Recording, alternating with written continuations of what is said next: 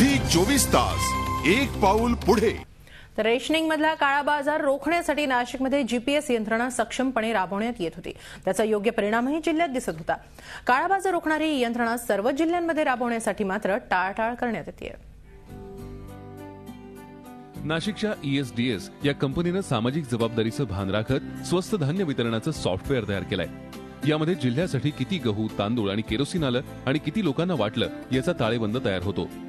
गोदामातून गेलेला केरोसिनचा टँकर निर्धारित जागेवर पोहोचतो की नाही हे सुद्धा पुरवठा अधिकाऱ्यांना समजणं शक्य होतं।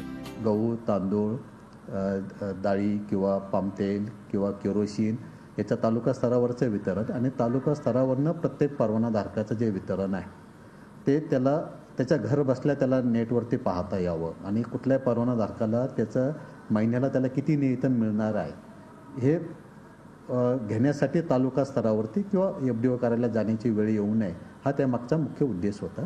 नाशिकच्या उपजिल्हाधिकाऱ्यांच्या संकल्पनेतून तयार केलेल्या यंत्रणेचं काम नाशिक जिल्ह्यात सुरू झालंय।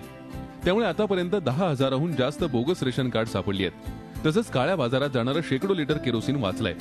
मात्र राज्यात ही प्रणाली सगळ्या जिल्ह्यात लागू करायला व्यापाऱ्यांचा विरोध आहे। तसंच मंत्रालय स्तरावरूनही वेळकाढू धोरण असल्याचं ही यंत्रणा विकसित करणाऱ्या पियुष सोमाणींचा आरोप आहे।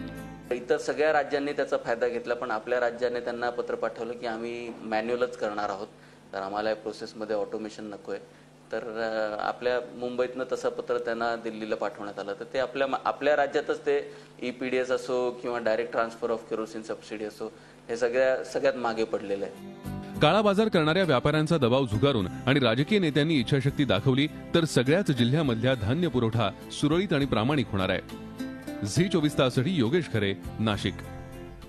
झी 24 तास एक पाऊल पुढे।